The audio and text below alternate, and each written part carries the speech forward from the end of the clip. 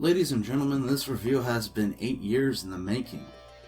From the moment I picked up this series in what was apparently 2011, I was intrigued and mesmerized.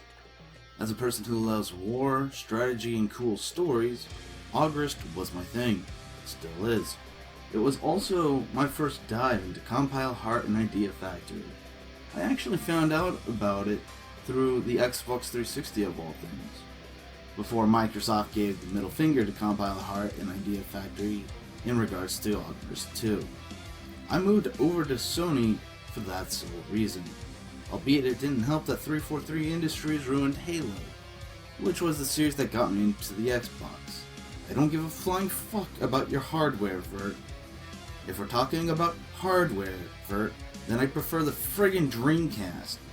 Better boob shape, and also have more efficient hardware. It was literally a meme amongst the OG fanhood of my channel, started by my lovely supporter Benny Biney to call the Xbox a portable heater, and quite frankly there's some truth to that too.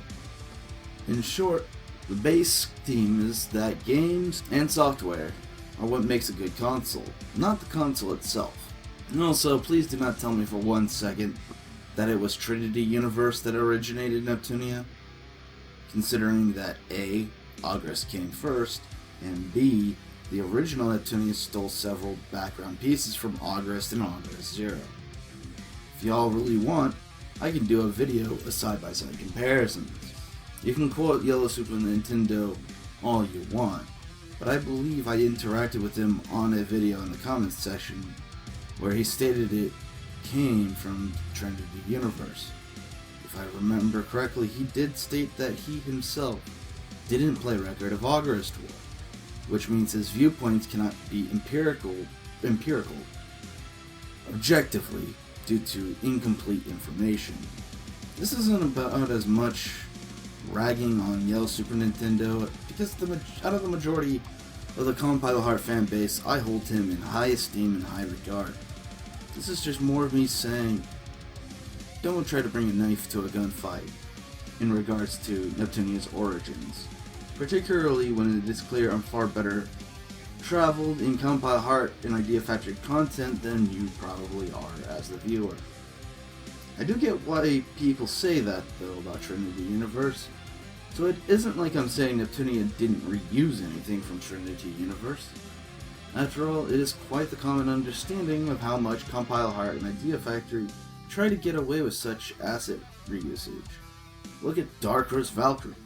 Subpar story to try and hide what is basically a walking copyright infringement. Dark Rose Valkyrie almost comes across as one gigantic in-meme for how much it reuses the assets. I would have considered Dark Rose Valkyrie a self-aware satire, if not for the plot. The thing about Record of Agarest War, though, is that it was the main series for Compile Heart for quite some time. They did have some small series in between like Mugen Souls, but I'd attribute that more to NIS working with Idea Factory rather than a Compile Heart work, even if their name is on that series credits. It also helps that when you can clearly tell Neptunia does have some visual resemblances to certain characters in Agarest, most notably Ellis and her multiple incarnations as Alice and whomever the pink-haired lolly was in Agarest 2. Sorry, I've yet to tackle that game proper. I might do a Mugen Souls stream sometime soon, but I want to do a collaboration with Methriel from Cards Against Neptunia in regards to that though. I also think Noir does have some bits of Valeria or origins in there too. However, let's get down into the review proper. Record of Agarest War is what you would call a TBS JRPG. Yeah, I know. 7 letters in an acronym alphabet soup for a game subgenre. Crazy. It means turn-based strategy, Japanese role-playing game. And that was the aspect that got me into it.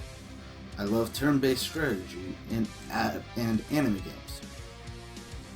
The story is about a war with the forces of darkness. It starts with a legend about past lore. which is interesting and relevant much later down the line. You start as Leonhardt, a young man given the nickname Golden Leo for his trademark golden blade. You start the game in a dream sequence. He wakes up. He questions what he's been doing all of this time, as despite him being very young, he was a top-ranked general. There's a tutorial battle, but then there's the second part of the story. What makes Agarest stand out from all other titles in the RPG genre is how it actually subverts your expectation for an anime game, or even RPGs and stories in general in regards to plot devices. It subverts your expectations because the main character actually dies, trying to protect a young elven girl named Ellis. Ellis is the cornerstone of the entire series. She started it all. She helped end it all. An innocent, lonely girl turned into badass vixen, voiced by our based voice actress goddess Kana Ueda. Oh, and word to the wise, the major flaw for some of you is the lack of dub. Then again, back in 2009-2010, when it was released proper for North America, Compile Heart did not have enough money to pay dubbers, nor did dubbers have much interest in voicing these games back then. Resources were different back then. I'd say that may have been part of its eventual demise as a flagship series of Compile Heart, an idea factory in the wake of the Hyperdimension Neptunia franchise. Thanks to defending our kawaii goddess girl Ellis, Leonhardt dies after fighting the Gurg, a Gurg who was in his nightmares at the very beginning, first known to us as the Dark Knight. When Leonhardt starts to die, he meets Dashana. She gives him two options: die or sell his soul and his descendants to her to fight the forces of darkness and summer, a pseudo-final boss. Oh, and that's where the segue comes in, because there's a dating visual novel style added into it. Certain choices will affect your romantic interests in the first 4 generations. In the original Agarest, we have 5 generations. Agarest 0 has 2, and Agarest 2 has 3. Your romantic alignment with a female interest also affects the base stats, appearance, and weapon used by the descendant of what you used, leading to many possibilities, and possibilities are both Agarest's biggest strengths and weaknesses in one. Possibilities. It is good in the fact that it feels very customizable, but bad in the fact that the amount of content makes the story drag on too long due to oversaturation. However, Agarest is about long-term payoff. Keep in mind, the later releases helped refine the games in both customization, through specific class stuff at the start, and in pacing, which the original has issues with. Pacing. Due to having 5 generations and 3 different endings, light, dark, and true, unless you count hard mode, which then you get hard true ending, but I'll get there. You have to spend far too much time on the story. While most of the generations are either flavorful, see generations 3 and 4, or have major story relevance to absurd degrees, see generations 1 and 5, there's a certain very boring generation known as Generation 2. On top of the fact that Generation 5's biggest weakness is the recurring oversaturation problem, sorry. I keep saying oversaturation, but it's oversaturation. Take all of those previous possibilities, i.e. romance stuff, and add in several more new things, such as balancing event choices and fortress takeovers in Generation 5, as well as multiple waifu endings after defeating the real final bosses, 6 true final bosses, which you have to defeat after Summeril. In other words, you have to defeat 2 enemy points, Summeril, grind a bit properly in a separate plane to defeat the 6 Dark Gods. Which means you have to undergo said entire process all over and over again if you want all waifu sub-endings. And there are a lot of them. From Reverie to frickin' Plum. If you choose Plum, Please go to the nearest jail unless lollies are legal in your area. To Mermina, to Ellis. Word of the wise, do not use Ellis if you want a certain trophy/achievement, as there's a slight trophy glitch. To Deshauna herself. However, I personally believe this oversaturation's kinda great though, except Generation 2. Each generation has its own fulfillments to them. Generation 1 is the defeat of the Dark Knight. Generation 3 is absolutely hilarious. Generation has a fun, yet bitter and jaded young lad who gets a mini coming-of-age story. And Generation 5 is, well, the end of it all. Another piece of advice, if you wish to platinum, start the series on hard difficulty immediately. It sounds insane, but 2 reasons as to why you should. A. In New Game Plus, the items only change from the same difficulty or lower. B. If you don't start on hard mode, you don't get the full content, which also prevents you from doing several trophies needed to platinum the game, like Conqueror of the Plains and Titular. You need hard mode on top of the true ending to get the platinum. It may be a sharp learning curve, but hard mode is not noticeable if you start there, particularly if you studied up on item enhancements and bought the DLC, both of which give item and equipment advantages at the start, which makes monster grinding easy at first. Also, another true ending requirement is to make sure you're under 100 turns per generation. So in regards to that, I recommend 2 things. A. Get the DLC. You'll thank me later for how much start game grinds you'll save. B. Learn how to use the square button for PS3 and X button for the 360. Same applies to whatever kind of controller you use for Steam. Possibly God of Gaming might have this game. This will help you avoid doing extra battles, which save turns. Using this will also help you maximize time in post-game grinds. Record of Agarest War, while vast, is expected of what one would consider a work parallel to an Odyssey. It isn't for everyone, just like Greek stories weren't for everyone. Do the mechanics stack up? That's up in the air.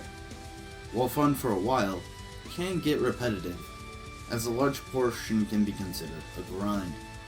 You can also do things like dungeon crawling and exploring. Certain choices you make can also affect the places you go. Reference Generation 1. I can't really comment on the frame rate, as I never pay attention to these things, to be honest. There are also games that are very easy on computer processors on the Steam version, to be honest. However, one of the more gratifying aspects of the game are when you fight bosses. Getting Conqueror of the Plains is the most gratifying trophy for me. Oh, and a few other things to take note of. A. There will be lines appearing above each character in battle. Those are links. Linking them together creates skills, and linked skills can also link EXE skills, which number in 3 different EXE skills for each character, which again gives you plenty of options. You get each level of EXE skills through AP and SP. There's a pretty massive assortment of esoteric skills. It's pretty insane at the higher levels, and linking bigger EXE skills are also vital in the process of the post-game. These tools are absolutely necessary for the platinum. C. You can combine monsters.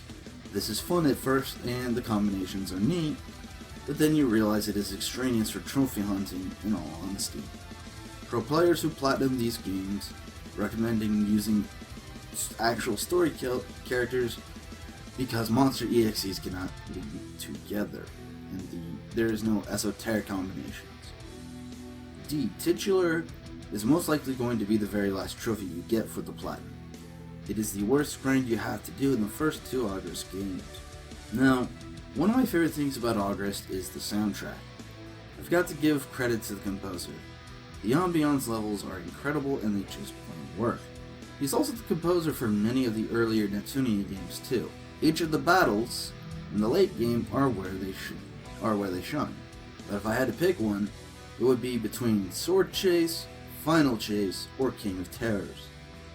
In all honesty, I'd rank the generations as follows: Generation 3, Generation 4, Generation 5, Generation 1, Generation 2. Generation 3 was just fucking legendary. Toma is a riot. He and Winfield are just so cool yet so clownish that it was impossible to hate them. Lavinia was a bit weird. Fiona was about as interesting as watching paint dry. So Noah was my favorite Generation waifu. Generation 4 was just great because Duran's a fucking savage. Also, possibly the best generation of the first 4 in regards to waifus. Generation 5 was awesome waifu-wise, but was just far too long in comparison to the rest, particularly when it comes to the endings.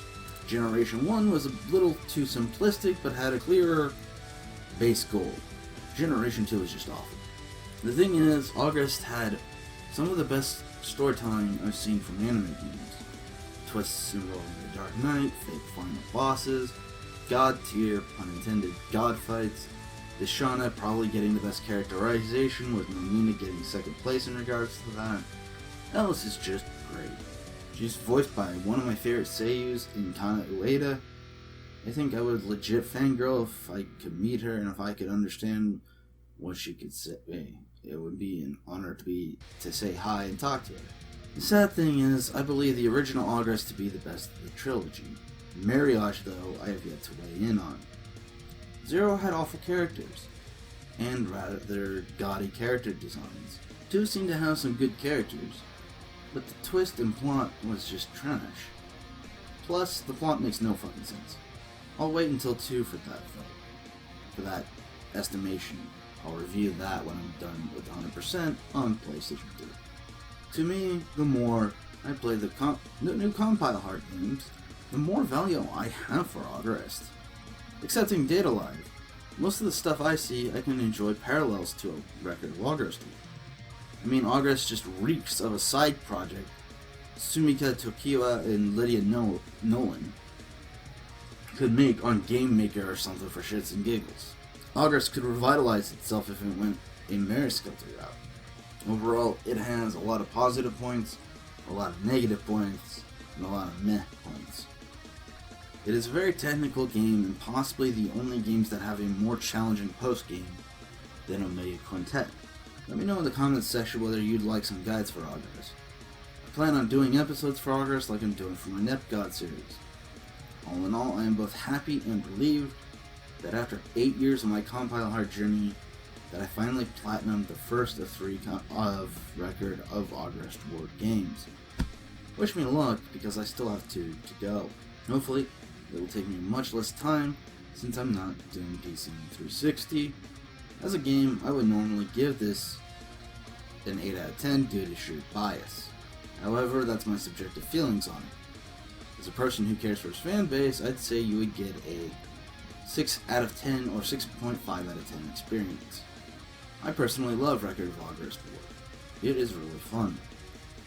However, it is bogged down by oversaturated content, too many possibilities for those with less enough attention span to enjoy, and quite frankly, the content Agarest covers is limited by its extremely niche within a niche nature.